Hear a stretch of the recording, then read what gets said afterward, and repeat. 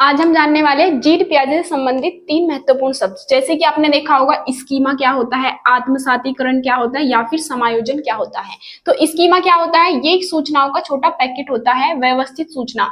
जो भी हम बच्चे को कोई सूचना देते हैं मतलब तो वो उसका एक पैकेट बन जाता है उसके दिमाग में अलग से ही कि ये हमारी कोई सूचना है। संगठित तरीके होते हैं, मानसिक प्रतिनिधित्व मतलब उसके मन में किसी चीज को लेकर हम बता देते हैं कि ये इस तरीके से होता है तो उसका स्कीमा बना लेता है। फिर आता है हमारा आत्मसातीकरण। आत्मसातीकरण का मतलब क्या होता है, जैसे कि देखो मैं आपको एग्जांपल समझाती हूँ। हमने एक बच्चे को बताया कि जोड़ के सवाल बताइए, ये 2/4 प्लस 7/4 प्लस 3/4। तो हमने उसे क्या बताया, नीचे 4 लिख देते हैं और इन सबको क्या कर देते हैं, हम जोड़ देते हैं। तो वो बच्चे को यहाँ पे जोड़ के इस तरीके से समझ गया, 7 और 3 10 और 2 12 समझ में आ गया। तो ये उसने एक स्कीमा बना लिया अपने माइंड में किस तरीके से क्वेश्चन होते हैं।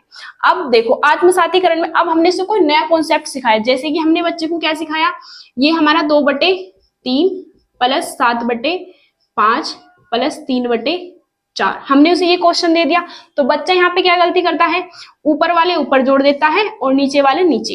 वो क्या करता है, यहाँ पे आत्मसातीकरण करता है। जो पहले हमारी सूचना थी वो इसी तरह उसी अकॉर्डिंग में मान के इस तरीके जैसे क्वेश्चन किया था उसे ही इसी तरीके से कर देता है। तो वो पहले से उपस्थित स्कीमा में एक नई अवधारणा का अनुभव जोड़ता है अपने मन से, उसमें हम कोई भी संशोधन नहीं कराते। अब आता है हमारा समायोजन। जैसे बच्चा गलती करता है तो हम उसके आत्मसातीकरण में क्या करते हैं, मतलब समाधान करते हैं, उसका समायोजन करते हैं उसके माइंड में।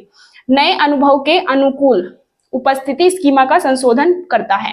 तो फिर हम बच्चे को बताते हैं कि पहले हम इनका एलसीएम लेते हैं, उसे सोल्व करते हैं, तब जाके बच्चा क्या कर पाता है, उस चीज में मतलब समायोजन कर पाता है। जिस तरीके से गधे और घोड़े के बारे में, जैसे हमने बच्चे को एक गधे के बारे में बता दिया तो उसके दिमाग में एक स्कीमा बन चुका है कि गधे के 4 टांग होती है, 1 पूंछ होती है। तो जैसे ही वो घोड़ा देखता है वो क्या समझता है, वो घोड़े को भी गधा समझने लगता है। क्यों, उसने आत्मसातीकरण अपने मन से ही कर लिया। फिर हम क्या बताते हैं उसे, घोड़े और गधे की अलग अलग क्वालिटीज बताते हैं। उससे उसका क्या हो जाता है, जो नया ज्ञान है उसके अनुभव के आधार पर उसे समायोजन कर लेता है वो।